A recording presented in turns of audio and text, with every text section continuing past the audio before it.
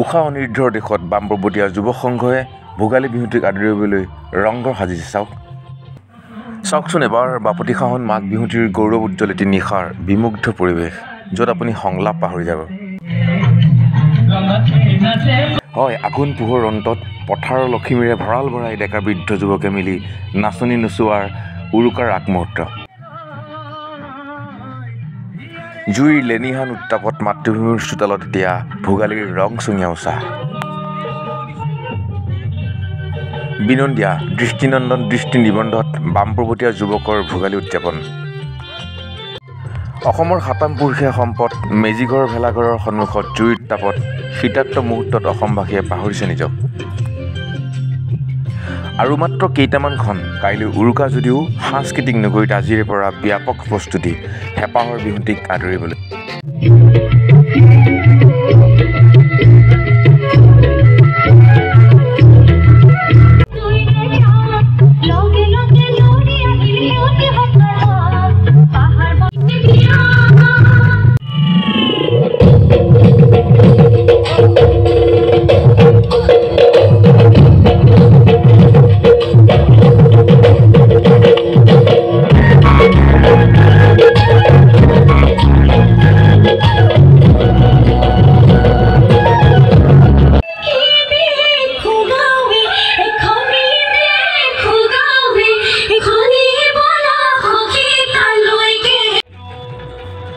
তাঁতশাল, কৃষকৰ থলুৱা সঁজুলি, বিল পুখুৰী জলাশয়, মাছ মৰা থলুৱা সঁজুলি আৰু পিঠা পনা, আনকি হাঁহ কুকুৰা আৰু বাঁহৰ মুহাৰ জুই পয়োভৰেৰে স্ফূৰ্তিৰ জোৱাৰ তুলিছে বামপৰ্বতীয়া যুৱক সংঘই। শীতাৰ্ত উন্মুক্ত ৰাতিটোত জাতীয় জনজীৱনৰ বিপুল প্ৰাচুৰ্যবোৰে মোকো আহ্লাদিত কৰিছে। চাওক এবাৰ ৰংঘৰৰ বাকৰিত সাংস্কৃতিক নগৰী তেজপুৰৰ ভোগালীক আদৰাৰ ব্যাপক প্ৰস্তুতি।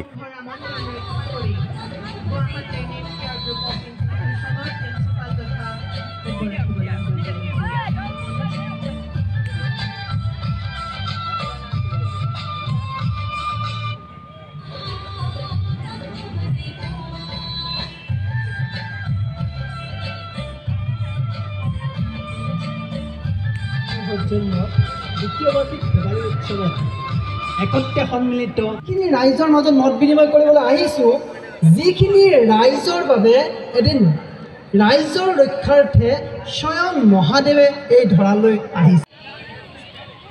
এই ৰাইজকে সাক্ষী কৰি বিভিন্ন শব্দৰ সাজোন কাচোন ইয়াত তৈয়াৰ কৰিছিল। মই আজিও মোৰ বুকুখন কঁপি উঠে যেতিয়া মই জ্যোতিপ্ৰসাদৰ শব্দবোৰ কেতিয়াবা চাওঁ। মই কাঞ্চনজংঘা তুষাৰ শুভ্ৰক্ষীৰ মই অগ্ৰগতিভীৰ, মোৰ জতা জৰি জৰি নিগৰি নিগৰি মই নিগৰি নিগৰি অবিৰল কল্কল। যিয়ে নিজৰ বুৰঞ্জী নাজানে সেই জাতি নিপাত যাবলৈ বেছিক্ষণ সময় নালাগে। আমাৰ অসমীয়াৰ যি শৌৰ্য বীৰ্য, এই শৌৰ্য বীৰ্যক কিন্তু আমাৰ মনত লাগে যে কেতিয়াবা আমি পাহৰি গৈছোঁ। আমাৰ মাজত কিমানজনে জানো ভগৱান শ্ৰীকৃষ্ণৰ মহাপ্ৰয়াণৰ পিছত যুধিষ্ঠিৰৰ যেতিয়া মহাপ্ৰয়াণ হৈছিল, স্বৰ্গ আৰোহণ হৈছিল, তেওঁলোকৰ পিছত হস্তিনাপুৰৰ ৰজা হৈছিলে ব্ৰজ। আপোনালোকে জানে ব্ৰজ কোন? হস্তিনাপুৰৰ দৰে, হস্তিনাপুৰ বুলি ক'লে আমি যি বুজোঁ, শ্ৰীকৃষ্ণৰ উত্তৰাধিকাৰী সূত্ৰে শ্ৰীকৃষ্ণৰ উত্তৰাধিকাৰী হ'বলৈ যিজন ৰজা হৈছিলে ব্ৰজ, কাৰণ পৰীক্ষিত সৰু হৈ আছিলে, সেই ব্ৰজ আন কোনো নহয়। সেই ব্ৰজৰ লগত এই তেজপুৰৰ ওতঃপ্ৰোত সম্পৰ্ক আছে। সেই ব্ৰজ আছিলে, ৰজা ব্ৰজ আছিলে। আমি নিজৰ বুৰঞ্জী নাজানো কাৰণে আমাৰ বহুত ক্ষেত্ৰত আমি অসুবিধাত পৰিছোঁ অসমীয়া জাতিটো। সেই ব্ৰজ আছিলে উষা আৰু অনিৰুদ্ধৰ একমাত্ৰ সন্তান। তেওঁ হৈছিলে হস্তিনাপুৰৰ ৰজা পৰীক্ষিতৰ আগতেই।